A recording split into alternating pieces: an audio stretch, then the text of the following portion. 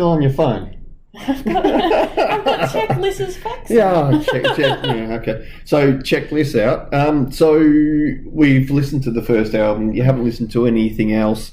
Iron Maiden. Yeah, what is there? 8 tracks. There's one instrumental. What did you think? Yes, 8. 8. It's interesting listening to it. Like I just shuffle played it on the way to work and back from work, and when I'm driving around.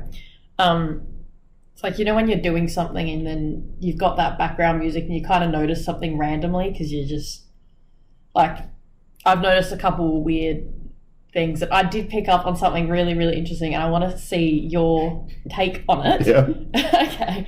So, what song in that whole album do you think has the most singing? Because I did a lot of research on this. Oh. Is it Phantom of the Opera? No, Strange World. I've counted all the words in all of them. Oh, really? Yes. Okay. So obviously, Yes. Transylvania obviously comes first. Like last because it's instrumental. Yep. Which why did they want to do an instrumental? Did you like the song? It was very. It's a good song. I was confused because when it started playing, I was like, "Fuck, this intro is really long. Like, come on, like let's get into it." But apparently not. Coming in 7th is Remember Tomorrow with 82 words. Yep.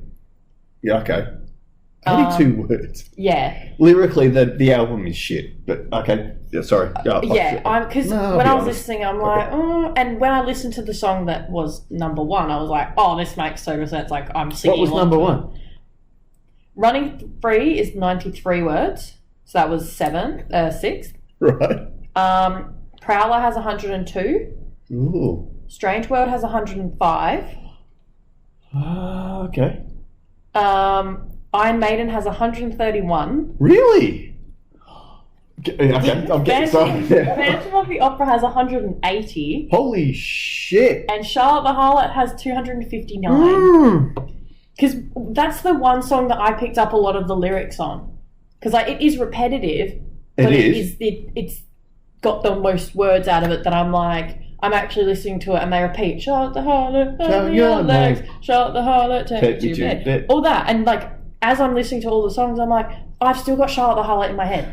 I'm so excited that you're getting into this. This is so cool. There is so much cool Iron Maiden to come for you, and there's a lot of shit, but that is really cool. Yeah. Do you know the big fact for Charlotte the Harlot? Mm-hmm. It was written by Dave Murray, guitarist, fish face. Oh no, that doesn't mean anything to you yet. The guitar, yeah, the blonde guitarist on the right hand side of the stage, facing audience. He wrote that song, and there's a kind of legacy that he only wrote a song every 7 years for a period. But anyway. Random. And the rest of it was Steve Harris, bass player, very, very exciting. You said Steve Murray and Steve Harris? No, Dave Murray. Oh, who? Sorry. Dave Murray. Okay. Yeah. Okay, what else did I have? Yeah. Phantom of the Opera. This is just random notes I've remembered while driving and then written them down when I get somewhere.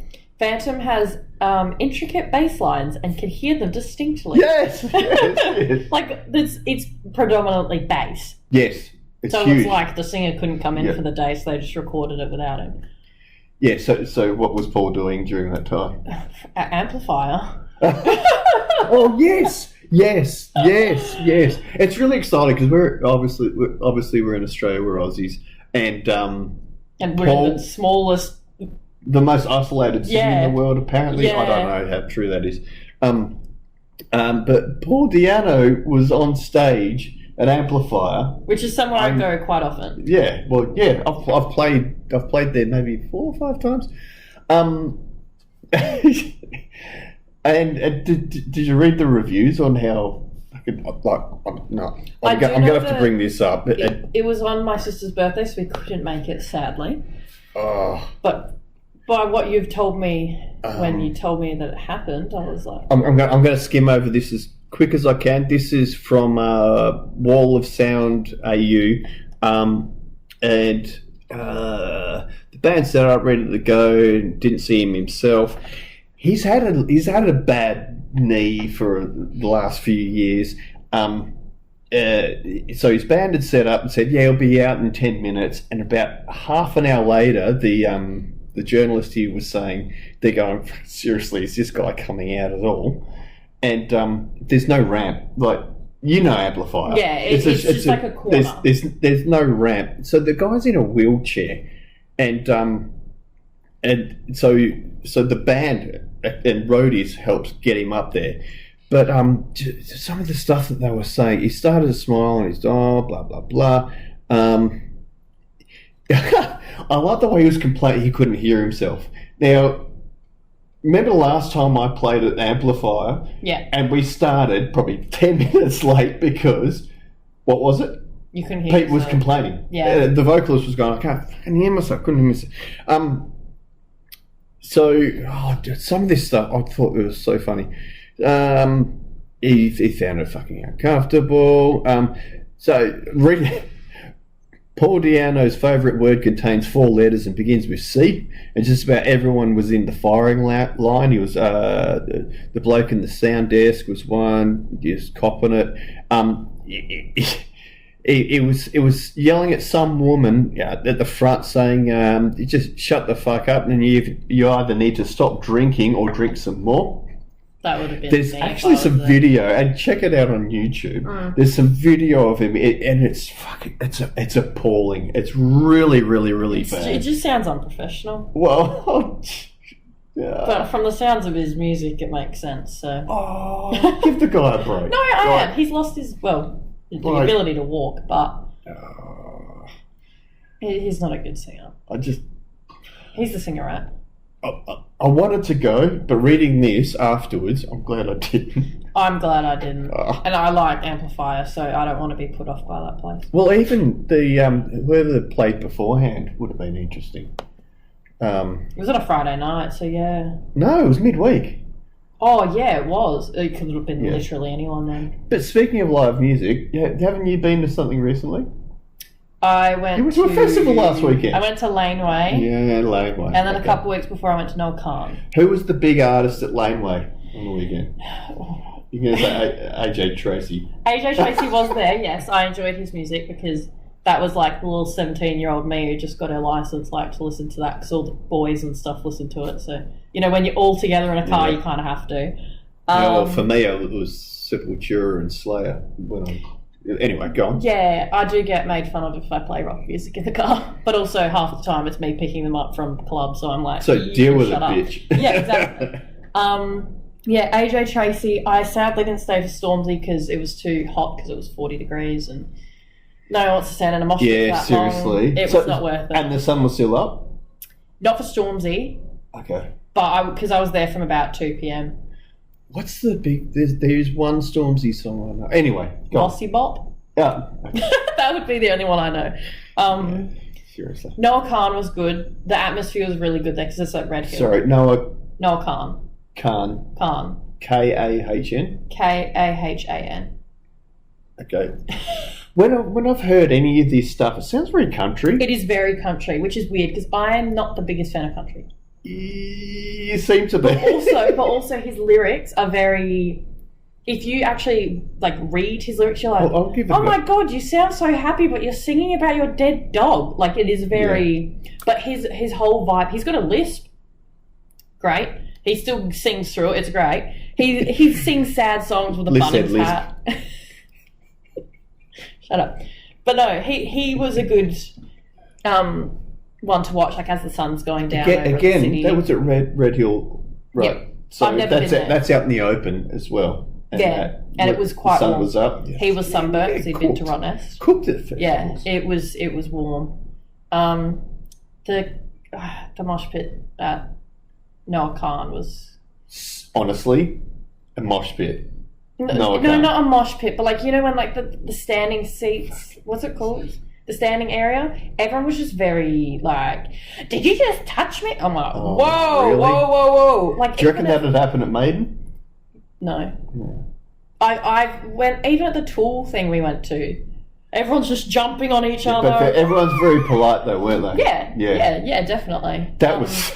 Yeah, but no. Honestly, that was a fucking great night. Noah Khan's predominantly girls, and they're all, like, you know, teenage girls are a bit... Do you know how many musos I gave COVID that night? I just came back from the Gold Coast. I'm pretty sure me. Yeah, and you too. Oh, I laugh about it now. Yeah, well... But yeah, so I've been to a couple of music things. We're going to Pink in a couple of weeks. Well, I'm going to Pink in a couple of weeks. I'm not going to Pink. I'm going. And we're going to see... Oh, Tim mentioned on Thursday. Yes. Yeah, yes. That'll be exciting. I just got my shift swapped for that. I've seen Tim probably 3-4 times. I'm wearing my Guns N' Roses shirt. Really? Yeah. That's the top. Favourite song? The only one I can think of right now is Sweet Child of Mine. Oh, for fuck's sake. I do have more songs. To me, I'm thinking Night Train. Yeah. No, there's one that Mr. I really Brownstone. No. Oh, she's going to look at it. No. It's in my playlist. Okay. Paradise City? Oh, no. No. Okay. Paradise City. Have you heard Fergie singing Paradise City? Holy shit. Live and Let Die? That's a classic. Classic Paul McCartney I song. know. But it's good by Guns N' Roses as well. Knocking on Heaven's Door. Knocking on Heaven's Door. You're killing me. It's Dylan. I don't care. All right. And we're going to get back to Maiden or what? Yes. Oh, wait, I need to check my notes. Okay. Things I'm trying to remember. First album, Dennis Stratton was the second guitarist with Dave Murray, and it was his backing vocals that were kick-ass, especially for Phantom of the Opera. Oh, we didn't do it. Okay, the pilot was probably shit, and it'll be online anyway. But there was Iron Maiden, the song by Iron Maiden on that album Iron Maiden. What did you think of that song? It was the last song on that first album. Yeah, I know. Like, when you said that, I was like, I forgot that was on there. Like, it wasn't very memorable. It's shit, isn't it? I can't even think of one. I shouldn't say it's shit. It's not bad. They play it at every gig they do. That's when Eddie comes out. It's Iron Maiden. Like the He-Man dance. Oh, sorry, go on. Sorry. I'm sorry. I've had a few wines. No, okay. No. This might be just me, and it could just be my brain being crazy while I'm driving. So I was listening to Strange World, and the end of it sounds like it goes straight into Remember Tomorrow. It does. Could just be me. Yeah. They blend together really well. Yeah. Just because of how they how it ends and it starts. Because I was driving, and you know when you kind of just look at the name that the song playing, because I'm like, obviously I'm listening to this new thing. I'm like, I need to remember the songs that I'm listening to, and like the names to the songs. Obviously, Charlotte the Harlot's really easy to remember. Yes. And Phantom of the Opera's quite easy. Yep. But yeah, and then next minute I turned around and I'm like, this song's been going on forever. And I turned, it was the next song, and I was like, whoa. So I don't know if I just missed the whole ending and the start. It was completely different and I was just out of my mind, but it sounded like it kind of merged They together. do. They totally blend together in Oh yeah, it's interesting because with streaming, the way that songs blend together like that, and you can change that. But there are songs in albums that come up where they actually need to fucking stop so that you can start the next side. So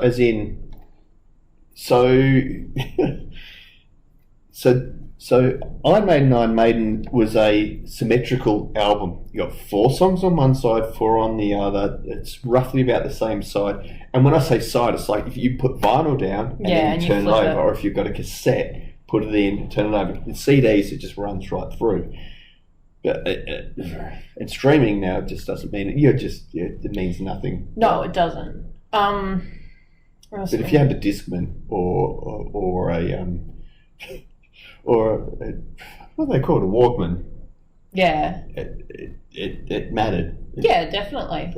And you've got to remember, sorry. No. Shit, 1980, we're talking about Iron Maiden. That was 1980, I was 5. In 81, what we're going to start looking at next is the Killers album. Mm-hmm. That was when, in 81, the heaviest stuff there was what was the album? The AC/DC album. For those about to rock, we salute you.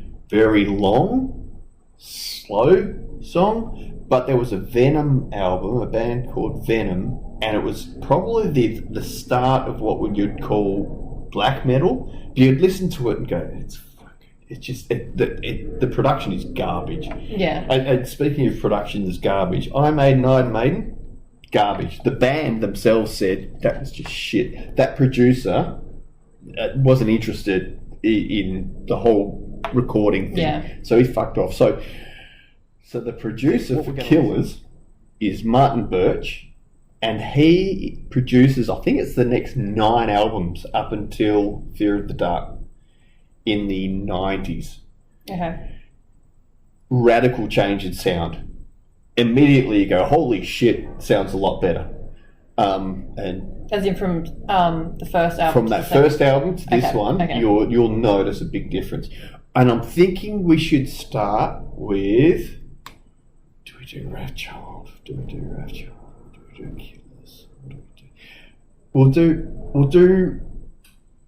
Do we do Ides of March into Wrathchild? Because it's almost like there's a song into a song. Yeah. Okay. Iron Maiden Killers is the only, to date, Iron Maiden album that has 2 instrumentals in it. Mm-hmm. And the first song, Ides of March, which is, there's a lot of controversy and stuff about it. But Wrathchild is a song that, I played it once. It's a song that is still played a lot on an Iron Maiden set. It was a big song on Live After Death, which is the song that the album that I got into was a live album, double cassette. Oh man, having a double cassette album was just huge in the 80s. It was enormous. It was like having Donkey Kong with the 2 screens. No, okay, sorry. I think we just need to get into. Should we just? Yeah.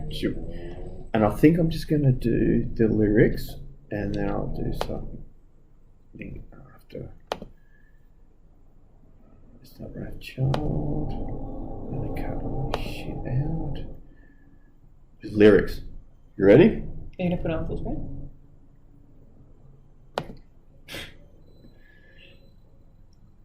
Are you ready? Yeah. This is the second album. This is a big single. It's a big song of theirs.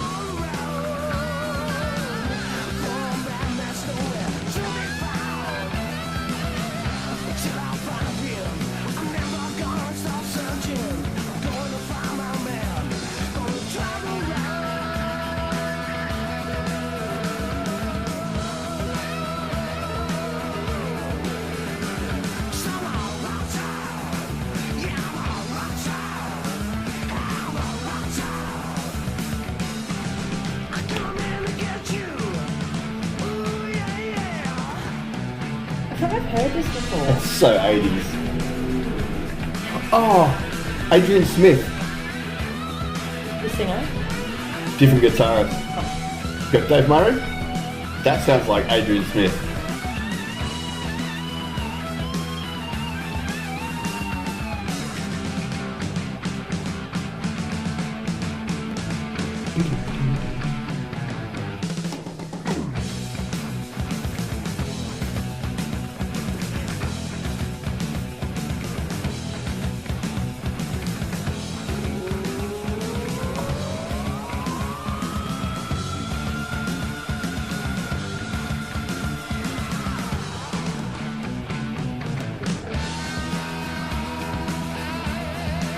Okay, what is it wearing?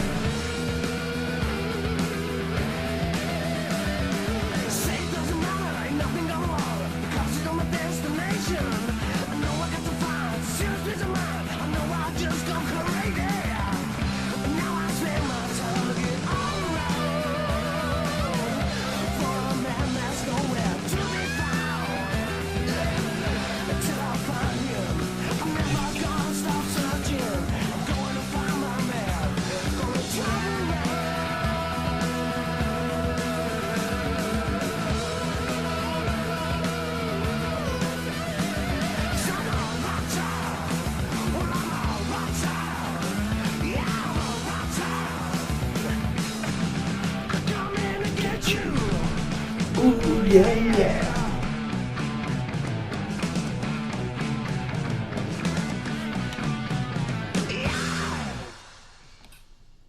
Oh, that album cover. Seriously, high def. Where is it? Oh, we'll get back to that. Oh, I don't know. This would probably look like shit on the pod, on the thing. Yeah. But look at that. The classic Iron Maiden font. Mm-hmm. And the Killers. Derek Riggs. Oh man. I'm just looking at how clear that is. See Eddie's face. He's pissed. He's been. Well, he probably looks pissed either way because he's stuck.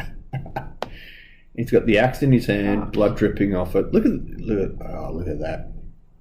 There's a sex shop down there. And whoever it is that is wearing jeans and he's pulling on his shirt. I had Killers. This. Can I scroll out? No, I'm boring you. Am I? Yeah, if you could. I had this T-shirt. No, it was a Thing what? Yeah, it was. Like a wife beater. It was a wife. Way before I had a wife.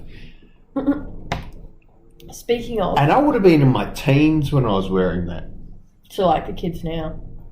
Well, there's the kids that wear Iron Maiden now that don't know what it is, and then the oldies that wear it now that are like, ugh, and hate the teenagers that wear it. Ooh. I get pissed off when, like, say I saw a kid walking around with like a Metallica shirt, like Ride the Lightning. I'm Yes. like, do you even know, like, Yeah. really? I'm like, it's just because it's that. I Like, know. I was with your mum shopping yesterday and I saw a guy with the Iron Maiden shirt that you guys bought me for Christmas last year. And his, partner, she had a Master of Puppets shirt on, and I'll look at it and I'm like, yeah, in your 20s. Like, yeah. But I shouldn't bag it because No, because rock on. you also don't know who knows it and who doesn't. If I wore my Metallica shirt out, everyone would probably be like, well, do you actually know a song? I'd be like, well. And I bet they do. Well, yeah, but everyone thinks And I'd that say, about everyone fucking else. hats off to your dad. Dad. I shouldn't say dad. It's not always dad. It's not always dad. No, it's not. Wrathchild. This This I was feel a like huge I have- standout song to me when I was listening to it live after death. I feel like I've heard it before. Really? That it sounds like something I would have heard. And like you said, it's very 80s.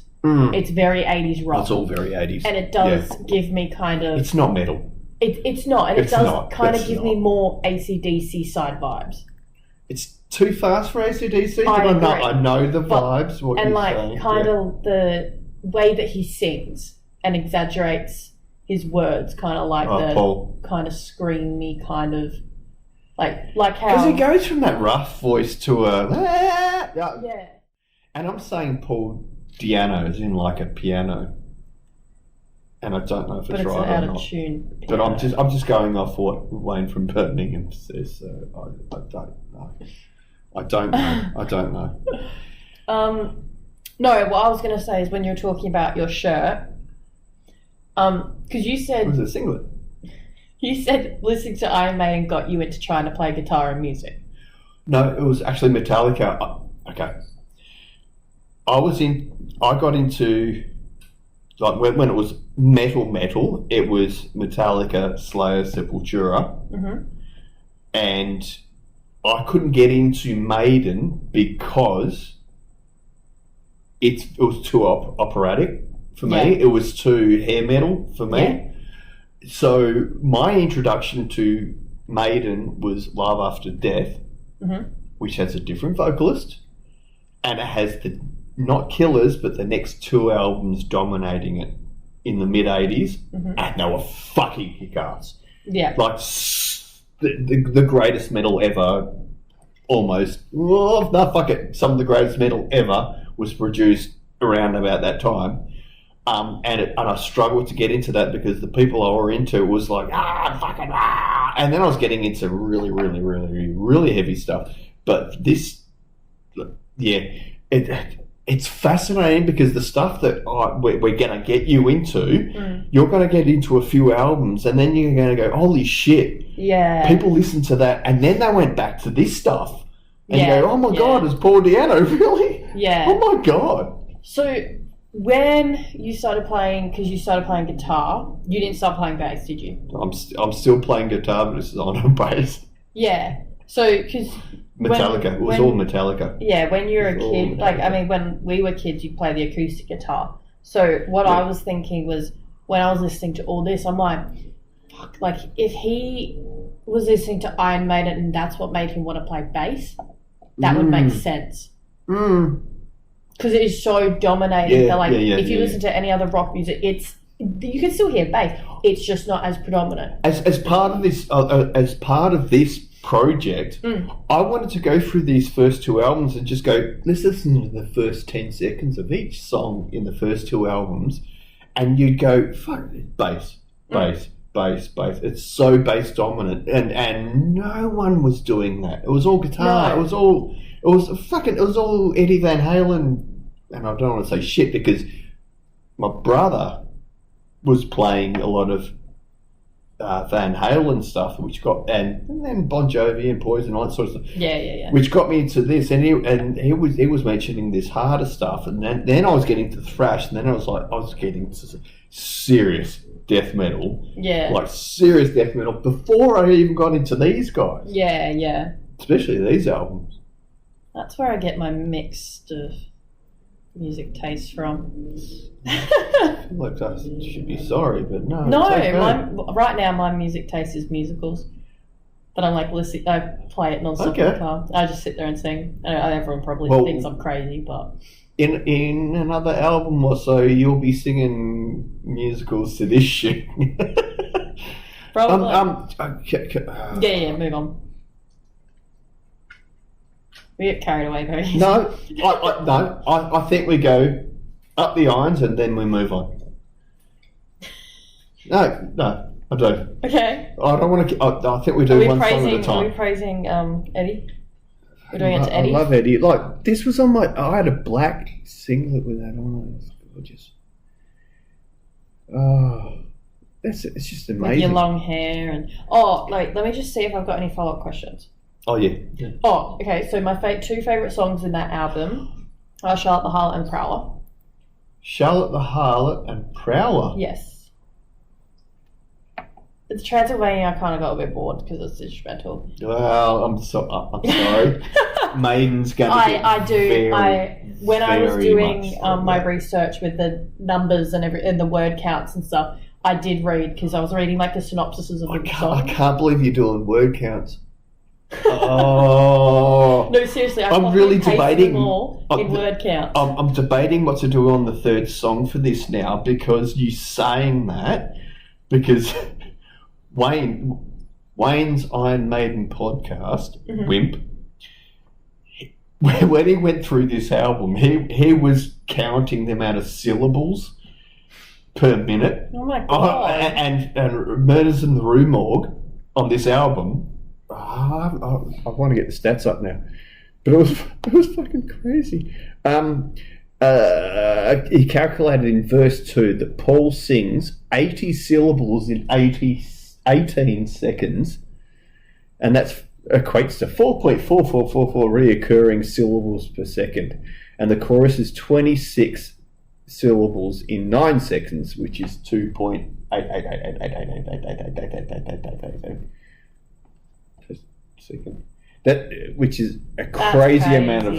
So now I'm thinking maybe we need to do that song instead of the song that me and Mick, a mate of mine, we used to fucking love off this album. Okay, we need to call it. Yeah. We get distracted. And we're going to have to end it with Up the Irons. Come on. Okay, we have to do it together though. We have to do it together again. Ready? 3, 2, 1. Up the Irons. With my missing nails.